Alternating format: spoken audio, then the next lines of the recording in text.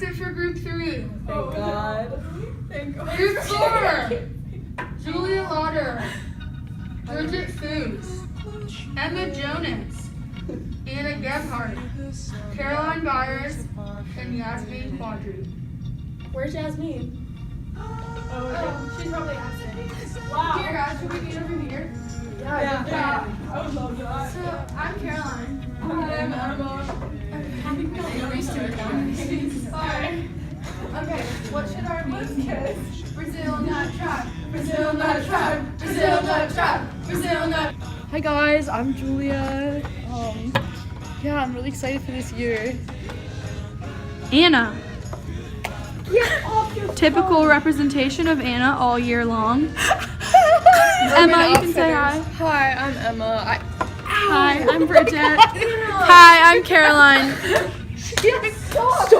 Stop. Hey, I'm Yasmin.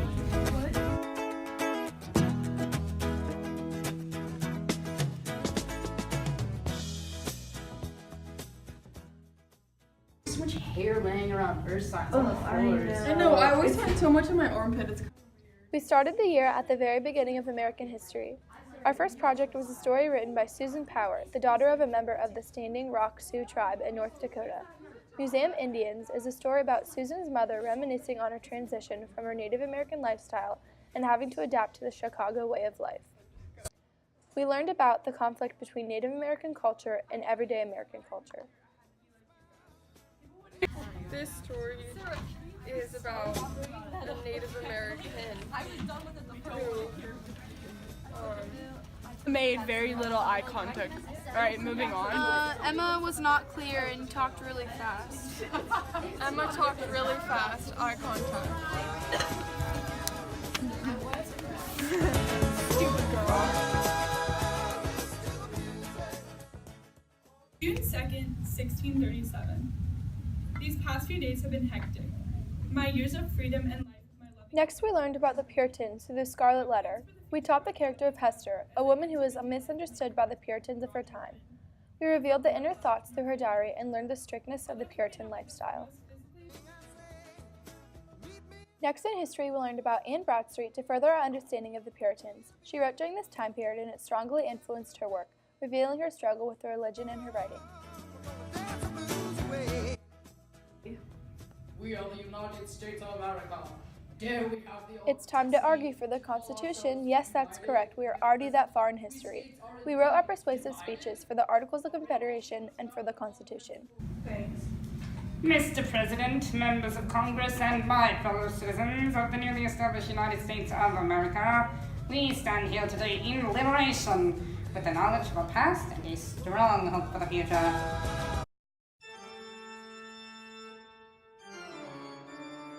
Now we are on Nathaniel Hawthorne's short story, The Minister's Black Veil. It is about Mr. Hooper, who always wears a black veil, and it kind of creeps everyone out.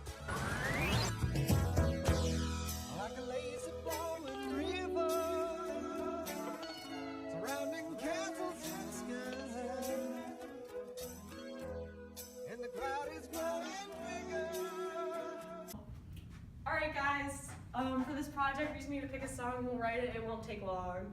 Okay, what do we have to do? How about we do Bohemian Rhapsody? Alright Caroline. Yeah, I think our teachers are like that. They're old and it's from like the 1800s, so. Yeah, good. Okay. It'll definitely Alright, love it. this won't take long at all. No. Like 5 minutes. 6 hours later. 1, 2, 3, hit it. I'm just so the floor. I want this to be a No, solo no, thing. no, I'm gonna stop my English. And we should have a flag waving in the background so it's really representing. Stop, you can't get all my circles get flag. We're You guys inside. take my freaking solos. Like, I just need one this whole year. You get all of them. I'm just a boy, but I support bigotry. This is the real life. This isn't fantasy. Where are we now? The peak of Brazil Nut Tribe. That's right, you guessed it. It's time for Jacksonian Van Burency. We taught everyone about Andrew Jackson and his landslide victory, his study of law, and his time as a governor. But most importantly, his presidency. Martin Van Buren was a little silhouette of a man and was president under the financial crisis and did not get elected to a second term. My term's just begun, and now we've got expanded executive power.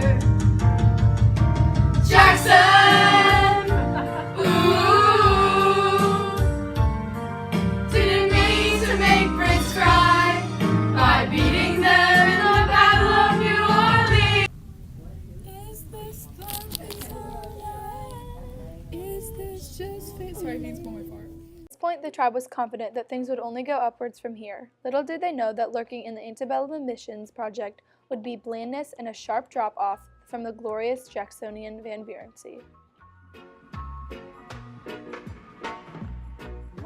Mexican War! Mexican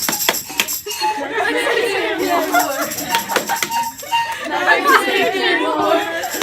Don't wanna be the Mexican War! Let's build a wall! I wanna kill Santa Ana. I wanna kill Santa Ana. From the bottom of our heart.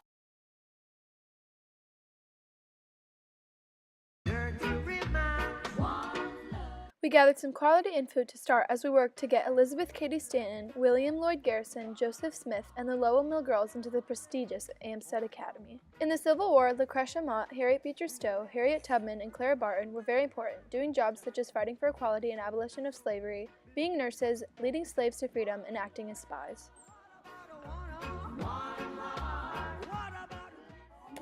We were taught about Reconstruction through the Delaney sisters, which was our lowest point of Brazil Nut tribe because we were told to sit down.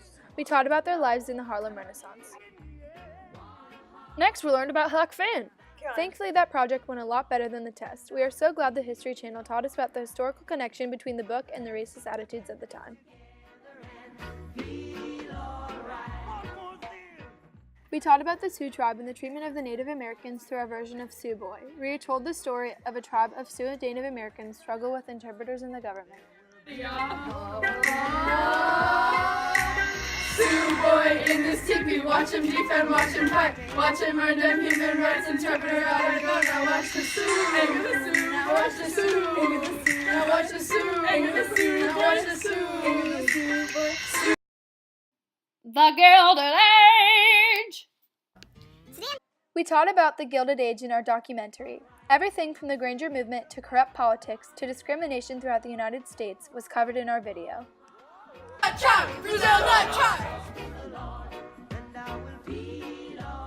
Hi, today I'm meeting with Yasmin, a historian who knows a lot about the African American culture. So Yasmin, what do you think about the Jim Crow laws? I've never really liked those laws. They completely eliminate the freedom that all black people deserve. Hello all, I'm Booker T. Washington.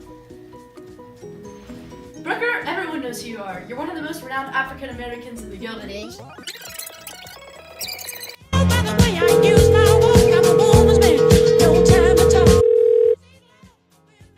So could you tell us a little bit about what your grandfather's life was like in America? Of course. When he and his parents arrived to America from China, they thought they would be mostly free. In fact, they were discriminated against, and at one point they weren't allowed to get jobs. Hola, buenos días. Me llamo Carlito. Hoy voy a hablar de cómo mi pueblo perdió mucho de nuestra tierra después de la Guerra Mexicano-Americana.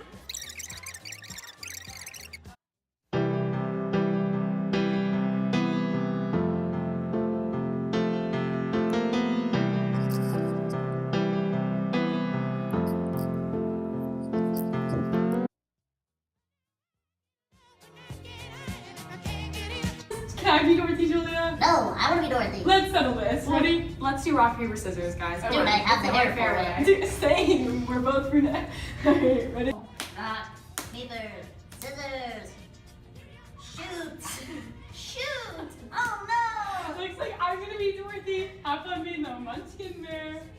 I don't even know what to do for that part.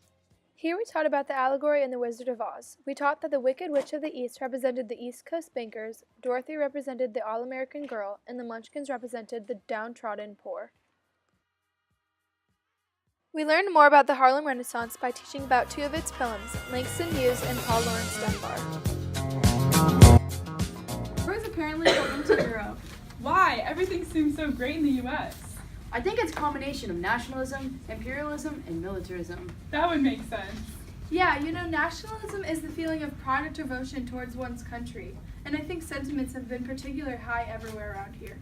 Yeah, not only that, but imperialism show countries are bigger and stronger. And while Britain and France already have developed colonies, places like Japan, the US, Germany, Belgium, and Italy are trying to enter the race as well.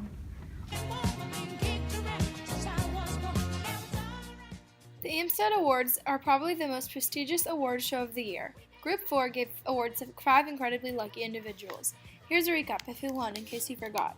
Best place for African Americans to settle in the 1920s was Harlem. Best new music in the 1920s was jazz. Best powerful literary voice of the Harlem Renaissance was Langston Hughes. Best aid in the spread of jazz was Louis Armstrong. And best movement organizer was Marcus Garvey. My friends, I want to talk to the people of the United States of America about the latest installment in the New Deal, a program called the Civil Works Administration, or the CWA. This program is an offshoot of the Federal Emergency Relief Agency.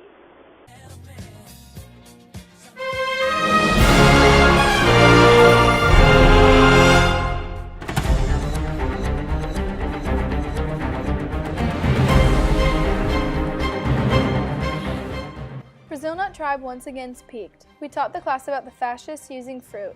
Remember the political pineapple? Yeah, that was Hitler. We taught how the political pineapple brainwashed children and adults alike to get them to conform to the fascist belief system, and how the bananas were taught to believe they were better than the grapes. Would you eat the grapes?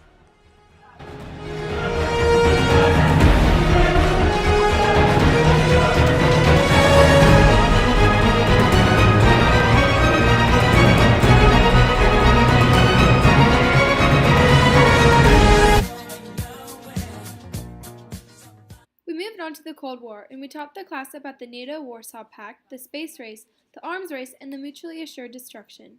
Each of these had a profound impact on escalating the Cold War and resulted in greater technology and alliances that still exist today. Hi Mark, I've been working for NASA ever since Sputnik 1 was launched, starting this space race. I came to tell you that the U.S. has been doing all it can do to increase its technological capacitance in order to get a man on the moon by 1970 as President Kennedy. We learned about the beatnik movement next, and our group wrote about the complacent conformity. We said, "The light of my phone glares up at me, stark, unnatural, blinding. My finger slides down the screen but finds no end. The images, words, and noises blurred together in an unceasing rhythm of complacency.